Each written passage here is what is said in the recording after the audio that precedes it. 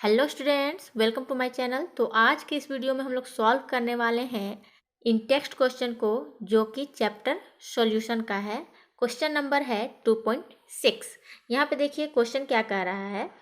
H2S, a toxic gas with a रॉटन egg like smell, is used for the qualitative analysis if the solubility of H2S in water at STP is 0.195 molal. Calculate Henrys law constant. तो हमारा question क्या कह रहा है कि H2S एक प्रकार की जहरीली गैस है जिसका स्मेल जो होता है वो सड़े हुए अंडे की तरह है। अब इस गैस का उपयोग गुणात्मक विश्लेषण के लिए किया जाता है। ठीक है, तो फिर क्या होता है, जब H2S गैस की विलयता जल के अंदर स्टैंडर्ड टेम्परेचर प्रेशर के तहत उसे घोला जाता है तो उसकी मोलालिटी दी गई है 0.195 मोलल। तो हमें क्या फाइंड करना है, हेनरीज लॉ कांस्टेंट की वैल्यू को फाइंड आउट करना है। ठीक है, तो उसी प्रश्न को अब हम लोग इस पिक्चर में समझते हैं। ठीक है, देखिए यहाँ पे एक सिस्टम हमने बना दिया है। अब वो क्वेश्चन क्या कह रहा था कि इस सिस्टम के अंदर वाटर है, जल है और हमारा H2S गैस घुला हुआ है। अब इसके अंदर जो H2S गैस है ये स्टैंडर्ड टेम्परेचर प्रेशर के अंतर्गत घोला गया है। ठीक है, अब स्टैंडर्ड टेम्परेचर प्रेशर कहने का मतलब क्या है, वैल्यू तो उसकी दी नहीं गई है। तो स्टैंडर्ड टेम्परेचर का मतलब ही होता है कि 273.15 केल्विन, इसको अप्रॉक्स हम लोग लिख लेते हैं 273 केल्विन, जो कि लगभग 0 डिग्री सेल्सियस के बराबर होता है। यानी कि ये जो सिस्टम है तैयार किया गया है वो 0 डिग्री सेल्सियस के तापमान पर इसको घोला गया है। कितना प्रेशर देकर, तो प्रेशर स्टैंडर्ड प्रेशर इसका कितना हो जाएगा, तो 0.987 बार। यहाँ पे प्रेशर की यूनिट हमने बार में लिया है। ठीक है, तो यहाँ पे H2S गैस जो है हमारा एज ए सॉल्यूट है और वाटर यहाँ पे हमारा सॉल्वेंट के रूप में यहाँ पे प्रेजेंट है। ठीक है, तो चलिए अब हम फाइंड करते हैं KH की वैल्यू। तो यहाँ पे KH की वैल्यू फाइंड करनी है तो हेनरीज लॉ के अनुसार P is directly proportional to the mole fraction of gas. तो P is equal to KH into mole fraction of gas. अब यहाँ पे मोल फ्रैक्शन ऑफ गैस किसका, H2S का। तो इस फॉर्मूला से हमें KH का फॉर्मूला निकल कर आ जाएगा। तो KH equal to P divided by mole fraction of gas. अब हम इस फॉर्मूले पर हम इन दोनों की वैल्यू जब पुट कर देंगे तो KH की वैल्यू निकल जाएगी। तो हमारा इस फॉर्मूला में P की वैल्यू यहाँ पे हम लोग निकाल सकते हैं। देखिए यहाँ पे हमारा जो सिस्टम है एक स्टैंडर्ड टेम्परेचर प्रेशर के अंतर्गत तैयार किया गया है। तो यहाँ पे प्रेशर का मान हमने कितना लिया है, 0.987 बार।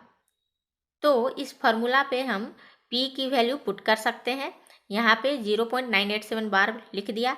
अब हमें क्या फाइंड करना है, मोल फ्रैक्शन ऑफ गैस। अब मोल फ्रैक्शन ऑफ गैस तो दिया हुआ है नहीं, तो यहाँ पे जो एक टर्म दिया गया है मोलालिटी, जिसकी वैल्यू दी गई है 0.195 मोलल।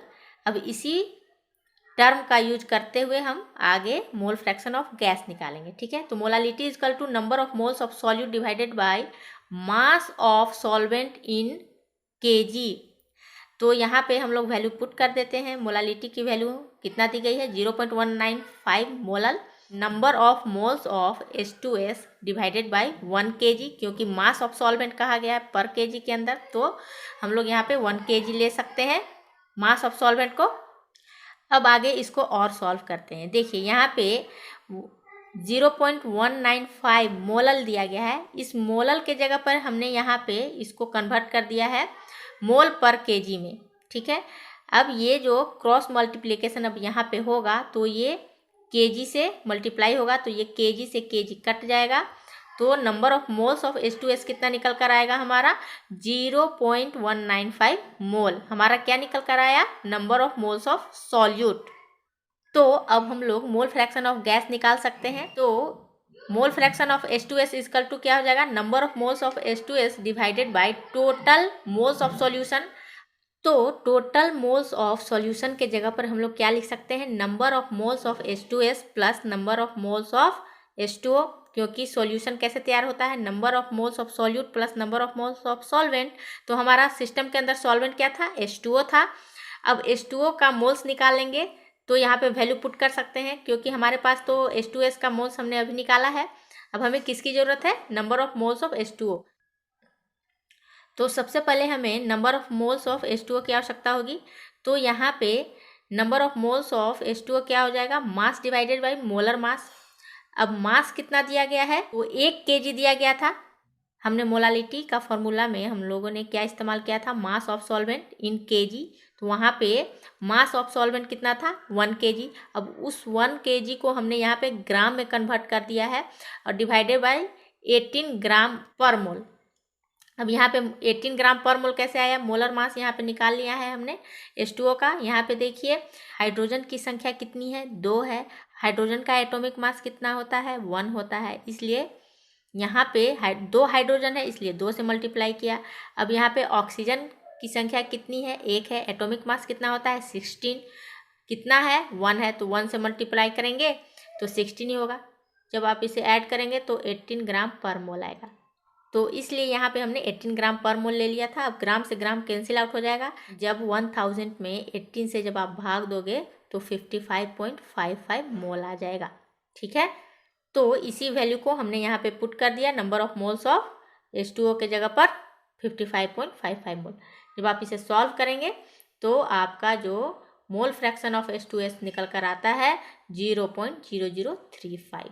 ठीक है, तो अब इन सभी वैल्यू को अब हम पुट कर देते हैं। प्रेशर का तो मान हमने यहाँ पे बैठा ही दिया था 0.987। अब किसकी आवश्यकता थी, मोल फ्रैक्शन ऑफ गैस, जो कि हमने निकाल लिया 0.0035। आप इसे जब सॉल्व करेंगे तो KH की जो वैल्यू निकल कर आती है हमारी 282 बार। ठीक है, तो अब हम आगे बढ़ते हैं नेक्स्ट क्वेश्चन की ओर। Henry's law constant for CO2 in water is 1.67 into 10 to the power 8 Pascal at 298 Kelvin. Calculate the quantity of CO2 in 500 ml of soda water when packed under 2.5 atm carbon dioxide pressure at 298 Kelvin। इस question में हमें Henry's law constant for carbon dioxide in water की दी गई है 1.67 into 10 to the power 8 pascal. कितना temperature यहाँ पे दिया हुआ है, 298 केल्विन। अब हमें क्या फाइंड करना है, calculate the quantity of CO2 in 500 ml of soda water. मतलब कि CO2 की मात्रा हमें ग्राम में ज्ञात करनी है, जो कि 500 सोडा वाटर के अंदर 2.5 एटमॉस्फेरिक प्रेशर लगाकर उसे घोला गया है, इस गैस को, कार्बन डाइऑक्साइड को। तो देखिए यहाँ पिक्चर से ही अब हम इस प्रश्न को समझ लेते हैं। देखिए एक सिस्टम मैंने यहाँ पे तैयार कर लिया है। अब क्वेश्चन क्या कह रहा है कि हमारा जो सॉल्वेंट है यानी कि H2O, अब इसमें कार्बन डाइऑक्साइड गैस को डिजोल्व कराया गया है। कितना प्रेशर देकर, तो 2.5 एटमॉस्फेरिक प्रेशर देकर, और टेम्परेचर कितना दिया था, 298 केल्विन। अब इस सिस्टम में हमें हेनरीज लॉ कांस्टेंट की वैल्यू दे दी गई है। तो हमें क्या फाइंड करना है कि कार्बन डाइऑक्साइड कितनी मात्रा में घुली हुई है। ठीक है, तो मास ऑफ कार्बन डाइऑक्साइड हमें फाइंड करना है। तो चलिए शुरू करते हैं। तो देखिए हमारी जो वैल्यू दी गई है KH की, तो KH की वैल्यू क्या है, 1.67 into 10 to the power 8 pascal. और क्या दिया गया है, प्रेशर 2.5 एटमॉस्फेरिक प्रेशर है। अब यहाँ पे पास्कल है तो यूनिट हमें सेम रखनी है। तो एटमॉस्फेरिक प्रेशर को हमें पास्कल में कन्वर्ट करना होगा। तो 1 एटमॉस्फेरिक प्रेशर इक्वल टू कितना होता है, 10 13 25 पास्कल। जब आप इस प्रेशर को पास्कल में चेंज करेंगे तो 2.5 इंटू 10 13 25 पास्कल। ठीक है, अब हेनरीज लॉ का फॉर्मूला क्या होता है, P is directly proportional to mole fraction of gas. अब यहाँ पे P equal to KH into mole fraction of gas. तो यहाँ से हमें mole fraction of CO2 equal to क्या हो जाएगा, P डिवाइडेड बाई KH। अब यहाँ पे P की वैल्यू पुट करेंगे तो P की वैल्यू कितना दी गई है 2.5 इंटू 10 13 25 पास्कल डिवाइडेड बाय, अब KH की वैल्यू यहाँ पे क्वेश्चन में ही दी गई है तो 1.67 इंटू 10⁸ पास्कल, पास्कल से पास्कल कट गया। जब आप इसे सॉल्व करेंगे तो 1.517 इंटू 10⁻³ आएगा। ठीक है, अब इस फार्मूला का इस्तेमाल करके हम number of moles of CO2 निकालें। तो पहले हम number of moles of H2O निकाल लेते हैं। देखिए number of moles of H2O निकालने के लिए क्या होता है, मास बाय मोलर मास।